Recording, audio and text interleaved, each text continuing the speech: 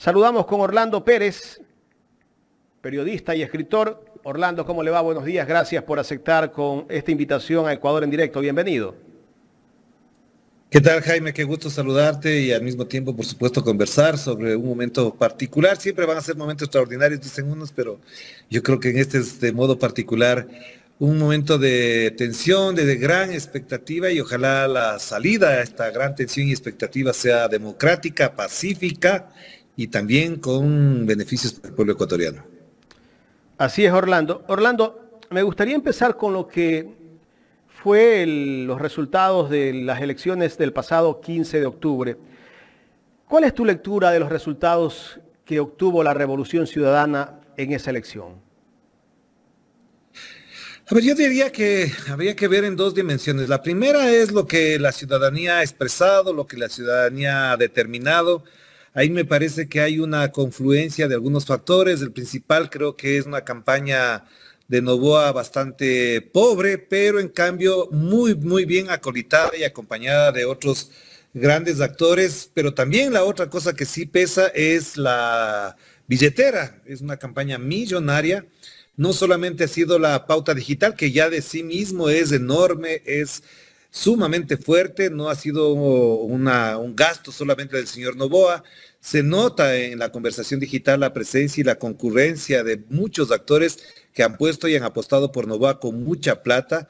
Esto me parece que no es nuevo, pero también es muy determinante a la hora de ver de qué manera se influye en el triunfo de Daniel Noboa. No te olvides, además, Jaime, que los medios de comunicación hicieron campaña, Ecuavisa, Teleamazonas, del Universo, El Expreso hicieron campaña hasta el mismo día de la votación, a través de un modo que para nadie es extraño, que promocionando el producto estrella del Grupo Noboa, que es la avena Quaker, lo hicieron hasta el último momento. A mí me parece que eso es clave. Y lo otro es que también hay una campaña clientelar muy fuerte de entrega de regalos, porque lo de los cartones con Noboa creo que fueron lo más simbólico, pero ocultaron lo otro, es decir, detrás de esos cartones había regalos, había camisetas, había comida, había una serie de cosas que también influyeron en el determinante. Yo creo que, por ejemplo, con las últimas estadísticas que se han lanzado ya de cómo fue la votación, se acaba con el mito de que los jóvenes votaron por Noboa. Eso no es tan así.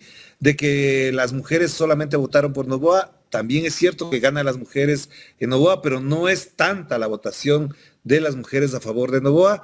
Y por otro lado también de que poblaciones indígenas votaron por Noboa. Hay algunos cantones en la Sierra Centro que votan mayoritariamente por Noboa. Lo que pasa es que sí creo que lo que sí le funcionó en la estrategia a Noboa es haberse metido de lleno con sus operadores políticos, con sus aparatos de penetración clientelar en la provincia de Manabí y en la provincia de Guayas y también en el sur de Pichincha y de Quito. Así que me parece que esa sería una primera apreciación de lo que pasó con respecto al triunfo de Noboa. Con respecto a lo que significó la Revolución Ciudadana, me parece que fue una campaña bastante modesta en recursos, eso es un factor determinante. Me parece que tuvieron una candidata muy potente, Luisa González adquirió una estatura política y una estatura, me parece incluso hasta de orden personal muy interesante, que creo que le da las bases como para plantearse ella a sí mismo la posibilidad de ser la candidata en el 2025, pero me parece que algunas estrategias de orden digital, de orden operativo, en algunas provincias, yo diría que, por ejemplo, el haber delegado a la señora Pierina Correa en la Sierra Centro fue uno de los errores más perversos que pudo haber cometido la Revolución Ciudadana, es decir, delegar a la señora Pierina Correa a la Sierra Centro como la estratega de esa zona. Me parece que primero porque es guayaquileña, primero es eso, segundo es que no tiene el conocimiento, no tiene la talla o la capacidad operativa para actuar con una zona, con una población, con unas organizaciones en la Sierra Centro de las cuales ella, yo creo que no tiene ni siquiera la capacidad de entender el lenguaje verbal, simbólico de los indígenas. A mí me parece que fue un error muy lamentable de la Revolución Ciudadana haber colocado a Pierina Correa como la representante o como la operadora política en la Sierra Centro. Creo que es un error. Y te digo un error porque, sinceramente, yo creo que ahí se pudo haber recuperado 1, 2, hasta 3 puntos en la Sierra Centro, y creo que eso fue un error lamentable porque si bien es cierto que el movimiento indígena no hizo explícito un apoyo a Luisa González, las palabras de Leonidas Issa, lo que planteaban algunos incluso dirigentes indígenas de que no votarían por la derecha, tuvo que haber sido operado políticamente para que las bases de esas zonas puedan crecer el apoyo a Luisa González. Me parece que ese es un factor determinante, creo yo. Y te decía lo anterior, es decir, el señor Noboa se instaló en Manabí, se instaló en Guayas, y creo que ahí sí se afectó la votación a favor de la Revolución Ciudadana, que pudo haber sido una diferencia de 1 o 2 puntos, pero a favor de Luisa González. Yo esta semana conversaba con el doctor Omar Maluk y él me decía que lo que le afectó a la candidatura de Luisa González fue el asesinato de Fernando Villavicencio. Él dice que le perjudicaron con 8 o 10 puntos ese asesinato y el montaje que le hicieron, pues no, la prensa canalla, actores políticos, todos contra la Revolución Ciudadana. Mira, ese tema sí es fundamental, me estaba olvidando que es un detalle muy importante, porque no te olvides que además en la última fase de la segunda vuelta hubo 2 acontecimientos muy importantes. La primera es ese tuit del señor Cristian Zurito, que debería tener vergüenza de actuar de esa manera políticamente. Ya para él, como ya se resguardó en los Estados Unidos, parece que ya cumplió el cometido y se fue. Un tuit en el que señalaba que un testigo protegido habría declarado que Rafael Correa estaba detrás del asesinato a Villavicencio. Eso es muy bien pensado, muy bien manipulado, muy bien planificado. Es decir, el señor Cristian Zurita, incluso en voz de la candidata a la vicepresidencia, la señora González, y del general Patricio Carrillo, han tenido que salir a decir que se le fue la mano, que exageró. No exageró, era una jugada táctica muy bien plantada para desprestigiar a la Revolución Ciudadana, justo a 8 días de la elección, si no me equivoco, 8 o 10 días de la elección de la segunda vuelta. Y el otro es clave, no hay que dejar de lado, es el asesinato, que nadie se hace cargo de los 7 involucrados en el asesinato de Fernando Villavicencio en una cárcel controlada por el Estado ecuatoriano, es decir, por el señor Guillermo Lasso. Esas 2 cosas, aparte ya del asesinato en sí mismo del 9 de agosto, ya dan cuenta hacia dónde apuntaba, es decir, a desprestigiar, a estigmatizar, a inculpar de este crimen a Fernando Villavicencio. No te olvides que además la ex esposa, o la ex mujer, como le quieran llamar, de Fernando Villavicencio, saca un tuit con un señalamiento directo a Rafael Correa, tachándole de asesino, y después tiene que disculparse. Y ese tuit, como el de Cristian Zurita, es reproducido por las cuentas de apoyo a Daniel Noboa.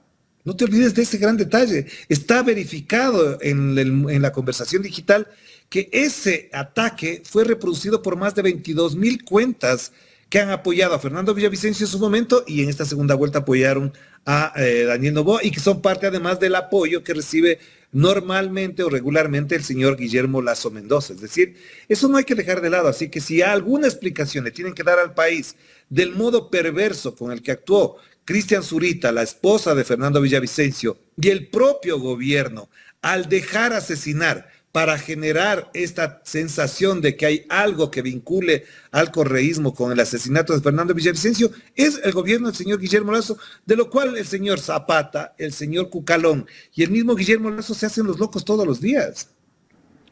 Claro. Y bueno, y no es la primera vez que pasa esto con la Revolución Ciudadana en unas elecciones. Recordemos en las elecciones pasadas, donde trajeron a un fiscal de Colombia para que hagan el show, el montaje de todo lo que decían que la campaña de Andrés Arauz había recibido dinero del ELN. Y eso hasta el momento no hay ninguna explicación de ese tema. Ahora resulta que tuvieron que asesinar a uno de los mismos de ellos. Y no solo uno, en total a 9. ¿Qué debe hacer la Revolución Ciudadana para evitar todo este tipo de ataques? Mira, yo no sé cómo se puede controlar eso, me parece que es demasiado, es ya una estrategia bien estructurada, bien financiada, por supuesto. Ahí hay aparatos de inteligencia, de seguridad que actúan muy impunemente, se mueven, no dudes de que si algo tienen que hacer mañana para poder consolidar su poder o para evitar a la Revolución Ciudadana en cualquier lado, es asesinar gente de los suyos mismos, hacer montajes. No te olvides que además se hicieron, por ejemplo, montajes con la voz de Rafael Correa y de Luisa González, con inteligencia artificial. El señor Bravo de la provincia de Loja salió a decir que Luisa González tenía plata en paraísos fiscales y que tenía documentos. Hasta ahora no aparece ningún documento, la denuncia está ahí, no pasa absolutamente nada, pero salió. Y a esa supuesta denuncia del señor Bravo de que Luisa González tenía plata en paraísos fiscales, también fue inmediatamente replicada por todos los medios de comunicación, porque la otra parte es que efectivamente en el balance de esta contienda electoral hay que darles un lugar muy importante a los medios de comunicación que hicieron campaña. Fíjate que la portada de la revista Vistazo de esta semana es Ganó la Esperanza. Yo les pregunto a los señores de la revista Vistazo, si ganaba Luisa González, ¿habrían puesto el mismo titular? ¿Habrían puesto ganó la esperanza, ganó Luisa González? No, no lo hubiesen hecho porque son unos descarados, ya son absolutamente descarados los medios de comunicación en su actoría política, pero cuando se trata de otros temas se dicen neutrales, objetivos, equilibrados, etcétera, damos la voz al uno, damos la voz al otro, etcétera, etcétera. Pero sabemos que o están bien financiados o están bien colocados o saben perfectamente que con un gobierno de la Revolución Ciudadana no serían capaces de hacer las mismas barbaridades o recibir los mismos beneficios de parte del Estado ecuatoriano que lo que han recibido con el señor Guillermo Lasso. Así que a mí me parece que la Revolución Ciudadana obviamente es un movimiento que necesita de mejor apoyo, de mayores alianzas, de una concurrencia de fuerzas políticas, donde efectivamente, este es otro tema de análisis, me parece que hay que pensar en de qué manera estratégicamente van consolidando lo que ha planteado Andrés Arauz en su momento, un frente popular, un frente en el que concurran algunas fuerzas políticas que le permitan trabajar y acentuar la posibilidad de un triunfo sin que eso esté condicionado al ataque, al trabajo de los medios de comunicación. Y también me parece que hay que hacer un trabajo con la prensa que es muy importante porque si no, seguimos pensando que son neutrales, que son objetivos, que con la farándula hacen política y después dicen, no, nosotros no tenemos nada que ver con esto.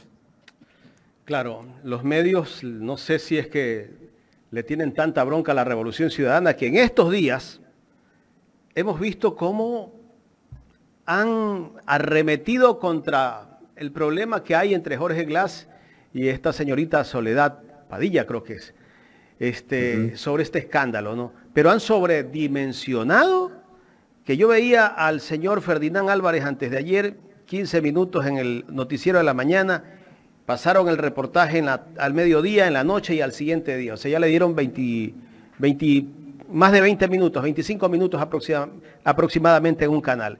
Pero hemos visto otros casos que se han denunciado de candidatos, e incluso del presidente electo, que hacen UTIs. Mira, ese es un factor que hay que tenerlo muy en cuenta, ¿no? Aquí hay personajes de la prensa ecuatoriana que de la Revolución Ciudadana, el mínimo error, por el mínimo error que sea, hacen un escándalo mundial y eso tú sabes perfectamente que incluso yo he sido víctima de aquello. Hasta ahora, por supuesto, no van a rectificar, no van a señalar los errores cometidos porque por el contrario están haciendo un escándalo.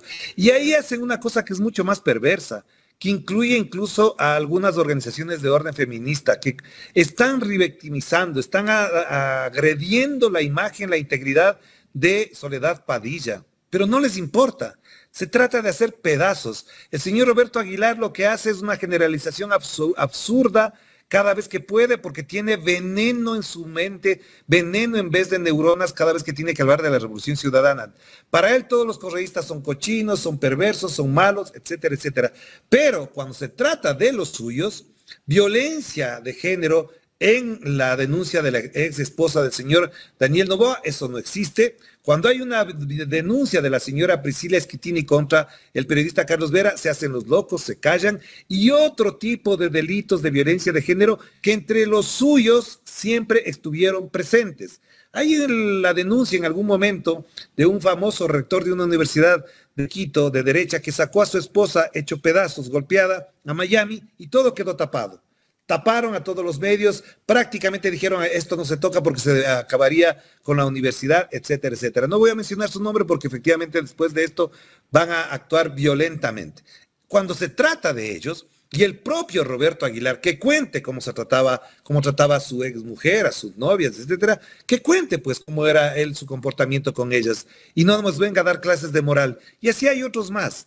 Pero efectivamente cuando se trata de la Revolución Ciudadana, ahí sí, todo es válido, no importa la integridad de la mujer agredida, no importa revelar su nombre, no importa. Pero aquí el rol que juega el señor Ferdinand Álvarez también es perverso, porque si él ama a Soledad Padilla y si él cuida de ella, efectivamente debería cuidar su integridad y no sacar cosas en público para que después aparezcan memes en contra de ella, que es una persona que si bien es siendo víctima tendrá que decidir, un juez, una jueza tendrá que decidir las responsabilidades de ella, de Ferdinand Álvarez y de Jorge Glass. Pero no, ya hicieron lo que hicieron, ya crearon su telenovela y ahí a partir de eso quedarán, ya te digo Jaime, el propósito de toda esta gente no es siquiera afectar, hacer justicia, lo que ellos quieren es proscribir política e históricamente a la Revolución Ciudadana. Ese es su propósito. Eso lo ha dicho el señor Guillermo Lasso, lo ha dicho Carlos Vera, lo ha dicho mucha gente alrededor de esto. Ellos quieren proscribir. El señor Juan Carlos Holguín con su editorial en el Diario Expreso lo que busca es proscribir a la Revolución Ciudadana, a una organización política, a una fuerza política que recibió el 48,6% de la votación. Eso es lo que quieren, que no exista más, como hicieron con otras fuerzas políticas en su momento que no tuvieron la misma potencia que la Revolución Ciudadana. Claro, hemos visto cómo se han ensanchado contra la Revolución Ciudadana. Orlando, en otro tema, antes de que venga Gustavo Jiménez, me gustaría que me des tu criterio en la primera reunión que asistió justamente el presidente electo Daniel Noboa con el presidente saliente Guillermo Lasso a Carondelet. ¿Qué lectura darle la presencia de Alberto Dajic dentro de esa primera reunión y que parecería que va a ser uno de los asesores externos de la parte económica del presidente? Bien que tocas ese tema porque yo en cambio he consultado a fuentes del propio gobierno, del entorno del señor Daniel Noboa y algunos coinciden, no en todo, pero en una cosa que es fundamental. El señor Daniel Noboa salió muy decepcionado de la reunión con Guillermo Lasso, por dos motivos que me parecen fundamentales, que hay que entender y que creo que además deben ponerle a pensar muy seriamente a Daniel Noboa de qué manera va a asumir la presidencia. El primero, la situación del país. Muy mal, él cree, Guillermo Lasso cree que le deja la mesa servida, que el país es una maravilla, etcétera, etcétera, lo cual para Daniel Noboa es ya digno de preocupación porque se encuentra con un personaje que le miente en la cara al propio candidato presidente electo. Esa es una preocupación que ese entorno de Daniel Noboa y algunos de los que estuvieron presentes ahí del lado del gobierno, efectivamente hizo que el señor Daniel Noboa saliera preocupado. Y lo segundo, que sí te cuento, Jaime, a mí me preocupa, es que hubo una cierta insinuación de que podría contar con el apoyo del bloque de la señora María Paula Romo en la Asamblea Nacional. Esa insinuación o alguna forma en la que Daniel Noboa podría haber recibido apoyo de parte de Guillermo Lasso a través de este bloque ha hecho que él incluso señale, no sé si palabras más, palabras menos, pero con la vacunadora de María Paula Romo ni a la esquina, es decir, no contar con el apoyo de María Paula Romo en la Asamblea ha sido una postura firme del señor Daniel Noboa. Este tema, estos dos temas me parecen bastante importantes a la hora de analizar. Es decir, el país está hecho pedazos, pero para el señor Guillermo Lasso le deja prácticamente la mesa servida de Daniel Noboa, lo cual a él ha preocupado. Y segundo, que insinuarle el apoyo de María Paula Romo y su bloque en la Asamblea ha sido una ofensa, con lo cual él ha respondido, habría respondido, digo esto, habría que verificarlo, solamente son fuentes que cuentan este tipo de cosas, de que con la vacunadora de María Paula Romo ni a la esquina. Así que esto es muy importante. Lo otro del señor Alberto Dajic, nadie puede sorprenderse de que el programa de Daniel Noboa es neoliberal. Su vicepresidenta ha sido mucho más explícita, no sé si más franca, no sé si mucho más abierta a la hora de explicar qué es lo que quieren del Estado. A mí me preocuparía incluso que esto que acaba de mencionar en alguna entrevista el señor Alberto Dajic sobre estos temas pueda generar un tipo de reacción y de oposición en la Asamblea muy fuerte, o incluso un levantamiento popular el próximo año. Podría ser una situación de inestabilidad que no le ayuda, por supuesto, a Daniel Noboa. No nos olvidemos que él tiene nada más y nada menos que 16 meses para trabajar, no tiene mucho.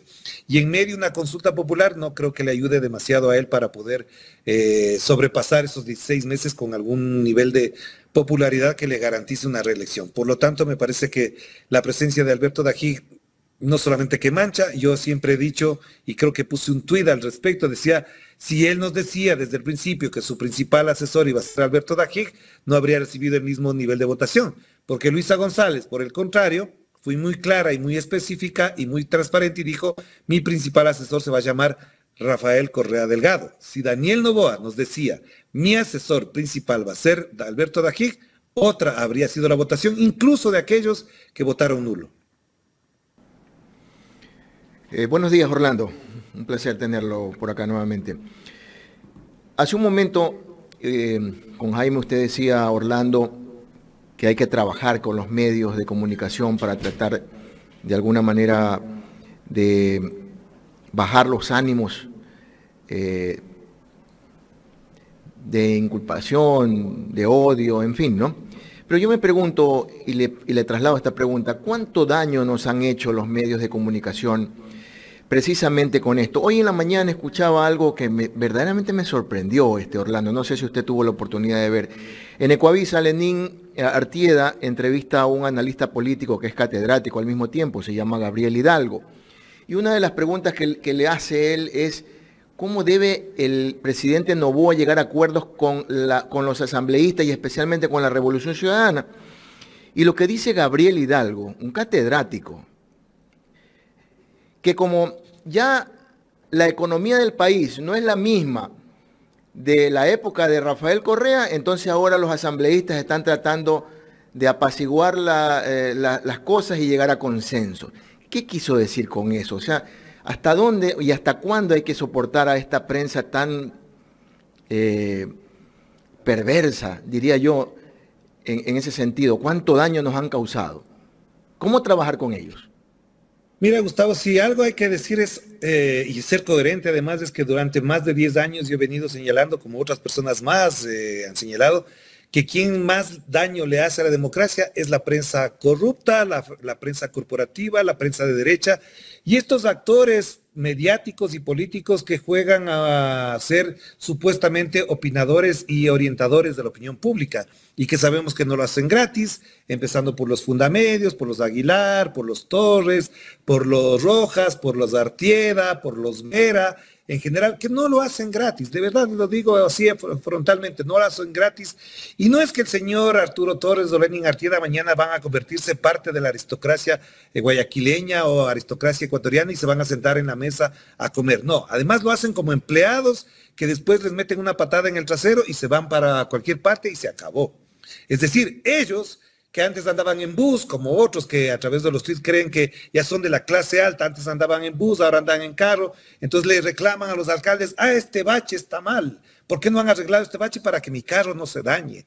Estos personajes son nefastos en general, pero al mismo tiempo que hacen eso, juegan perversamente porque saben que no están haciendo periodismo. Y esa es la parte fundamental. No hacen periodismo, tienen una actoría política clara, muy lógica en sus intereses. Y por lo tanto, si no hacen periodismo, una de las cosas que hay que decirle a la ciudadanía, y por suerte hay medios como este en el que estamos hablando, hay otros medios en los que podemos hablar de estas cosas, y por eso adquirimos y tenemos mayor presencia que esos medios, y además incluso más respeto hasta de actores de la derecha, porque somos como somos, no hemos cambiado, no nos hemos vendido a un presidente del cual, por ejemplo, Carlos Rojas decía que el Ecuador ahora vive mejor, que ahora entramos en democracia. Por ejemplo, a los señores de la posta les ha costado incluso tener que exiliarse. Por suerte ya regresó Anderson Boscán y su esposa. Tuvieron que exiliarse por un gobierno al que ellos levantaron en imagen, en prestigio y en una narrativa de supuesto respeto a la libertad, etcétera, etcétera, etcétera. Es decir, esta prensa le ha hecho mucho daño. Ellos son los responsables de que exista un señor Lenín Moreno a cambio de frecuencias. Ellos son los responsables de que la economía se destruya a cambio de que ellos se enriquezcan, de que ellos reciban contratos, porque los señores de los Pelagatos no es que vivían del aire, de las donaciones de su familia o de herencias de familias poderosas. Ellos vivían de un financiamiento indirecto a través de lo que ellos han llamado blindaje mediático. O el señor Cristian Zurita no fue denunciado por el propio señor Jan Topic diciendo que le quiso cobrar por blindaje mediático. Ese blindaje mediático lo hicieron Villavicencio, lo hicieron Zurita, lo ha hecho Rojas, lo ha hecho Arturo Torres, lo ha hecho César Ricaurte. todo el tiempo. Así que no me vengan con que ellos son puros y castos, que ellos nos quieren dar lecciones de moral y de ética en este país. Ellos son en gran medida responsables de este desbaratamiento, de esta destrucción democrática del Ecuador. Y por otro lado, para cerrar incluso, Gustavo, a propósito de lo que mencionas, el señor Lenin Artieda no hace periodismo porque cree que es el mejor preparado para aquello. Él hace con odio, con saña. No le entrevista de igual manera a una Luisa González que le entrevista a un Daniel Noboa o le entrevista a un Guillermo Lazo.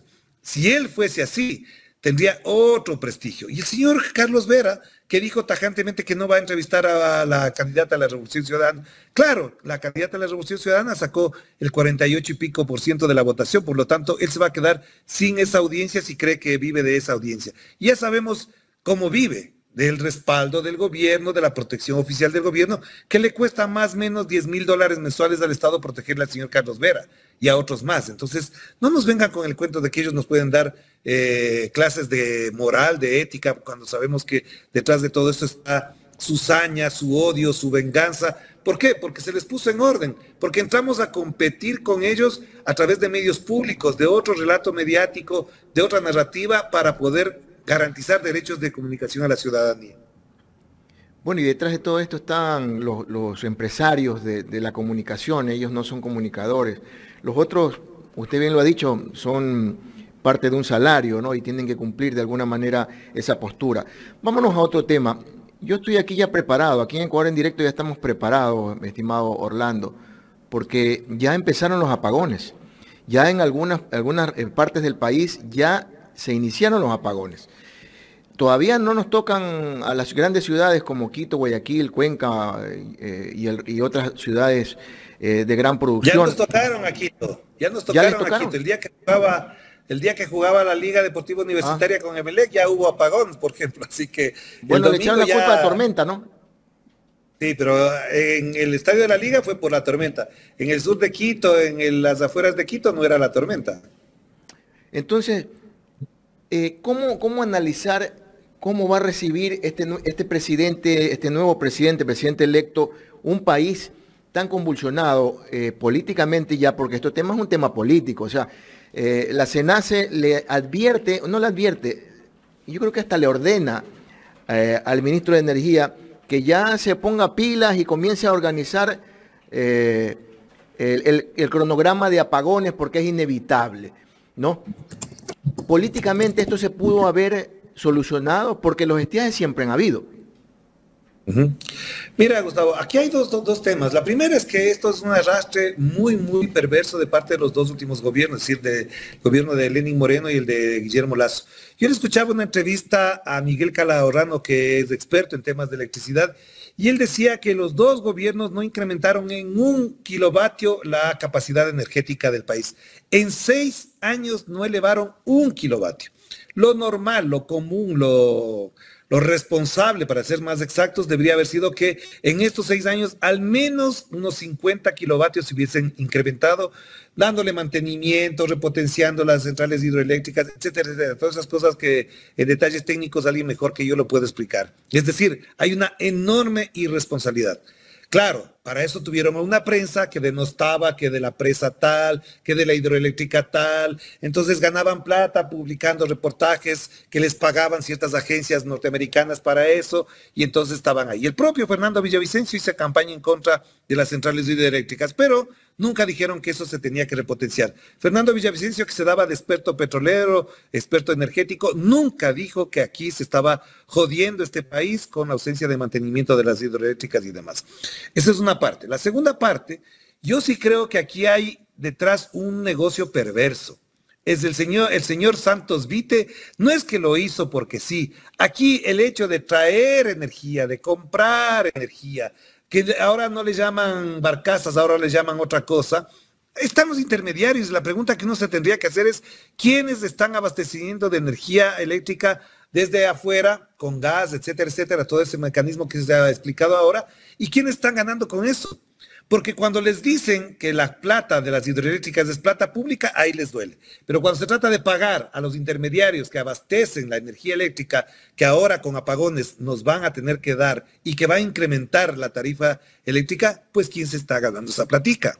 Entonces yo pregunto al señor Santos Alvite que nos sea transparente y nos diga quiénes son de sus amigos los que se benefician con el abastecimiento de energía en tiempos de estiaje, etcétera, etcétera, etcétera. Todo eso. Así que, primera parte es una irresponsabilidad, pero la segunda es hay un negocio, Gustavo, eso hay que tenerlo claro, es un gran negocio donde ganan mucha plata, así como ganan en otras cosas, como ganan en temas de seguridad, como ganan en temas de compras públicas, porque habría que preguntarle al señor Guillermo Lasso cómo es que manipularon el sistema de compras públicas para que el Estado ecuatoriano solo compre con determinados amigos del gobierno la entrega de escritorios, vehículos, mantenimiento, etcétera. Está tan bien hecho eso que han ganado mucha plata esos amiguitos de Guillermo Lasso en el sistema de compras públicas. Lo mismo con temas de seguridad y ahora con el de energía eléctrica.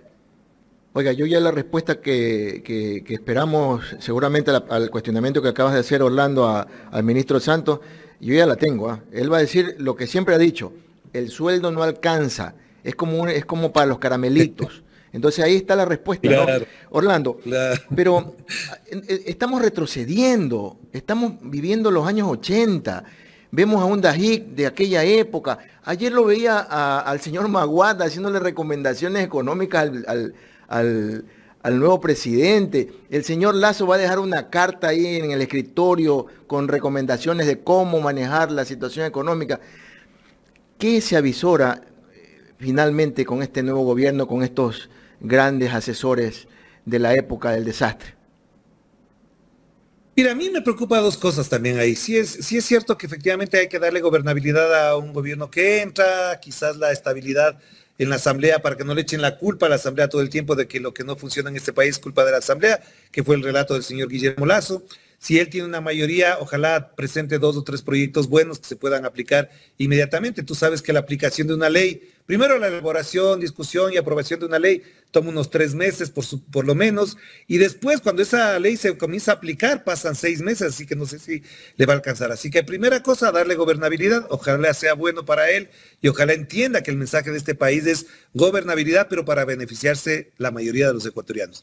Y lo segundo, si él cree, Daniel Noboa, que la herencia que recibe del señor Guillermo Lasso es la que hay que continuar, está condenándose desde el primer día. Es decir, si él va a continuar con el acuerdo con el Fondo Monetario Internacional, pieza clave, que ningún periodista ni Luisa González le hizo la pregunta en el debate.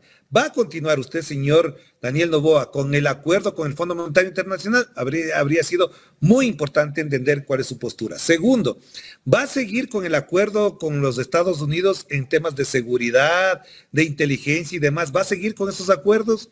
Para saber hasta dónde efectivamente eso es parte del problema de la inseguridad. Y tercero, ¿qué tipo de gobierno va a ser con respecto a asuntos de orden social? La desnutrición infantil, la economía agrícola, la economía campesina, ¿cuáles van a ser las medidas que adopte? ¿Va a entregarles a los gobiernos locales, es decir, a los GATS, municipios, alcaldías, prefecturas en general, los recursos que están demandando? Son más de 400 millones de dólares que tienen deudas con los gobiernos locales para atender, por ejemplo, el fenómeno del niño. ¿Va a hacer eso de inmediato? Si esas cosas no las va a hacer, yo ahí entendería clarísimo por qué están alabando tanto los Yamil Maguad, los Alberto Dajic y otros más que están en algunos medios que se llaman neutrales. En Guayaquil, por ejemplo, hay un medio que se llama Neutral y prácticamente ya le puso la agenda a Daniel Noboa de que no se pacte con los correístas, etcétera, etcétera. Esas medidas, si las va a tomar o no las va a tomar. Y la otra cosa es preguntarle si todo lo que ha dicho la señora Verónica Abad se va a hacer efectivo en el gobierno de Daniel Noboa, es decir, privatizar la salud, privatizar la educación, reducir los años de jubilación para el seguro social. Todo eso hay que preguntarle. Yo esperaría que él, Daniel Noboa, nos dé una entrevista a todos los medios, haga una exposición clara de cuál va a ser su programa de gobierno, porque el que presentó en el Consejo Nacional Electoral prácticamente es casi lo mismo que el señor Guillermo Lasso. Por lo tanto, si han cambiado las circunstancias, si de la conversación que mantuvo con Guillermo Lasso se da cuenta que el país está hecho pedazos, la pregunta es cuáles son las 2 o 3 medidas emergentes o de emergencia que va a tomar en los primeros días para saber en qué camino vamos a estar, porque aquí no ganó un grupo empresarial, aquí no ganó una familia. Aquí ganó una propuesta que el país que votó por él esperaría que se haga realidad y por lo tanto, si esa propuesta, por ejemplo, de libre ingreso, de mejorar la economía, traer inversión extranjera, se hace realidad, yo no sé si le va a alcanzar el tiempo. Orlando, queremos agradecerte por aceptar conversar con Ecuador en directo. Muchísimas gracias. Gracias también a ti, y ya que tienes el libro de Fracalazo, no se olviden, esta tarde en Manta, en Puerto Viejo va a haber una presentación del libro. ¿Eh? Así es, gracias además. Gracias a ustedes, tengo un montón de llamadas al celular pidiendo y les cuento además como noticia, se agotó la primera edición de Fracalazo, se agotó. O sea, ya no la puedo promocionar entonces. No, pero sí, pero ya el día de hoy van a entregar la segunda impresión, la segunda edición, así que ya estamos abastecidos de ejemplares del libro. Así que gracias hay muchas llamadas de Ecuador en directo. Claro, claro que sí. Así es. Un abrazo para ustedes. Que la pasen muy bien. Chao, chao. Gracias a Orlando Pérez, periodista y escritor, conversando sobre la coyuntura política de nuestro país.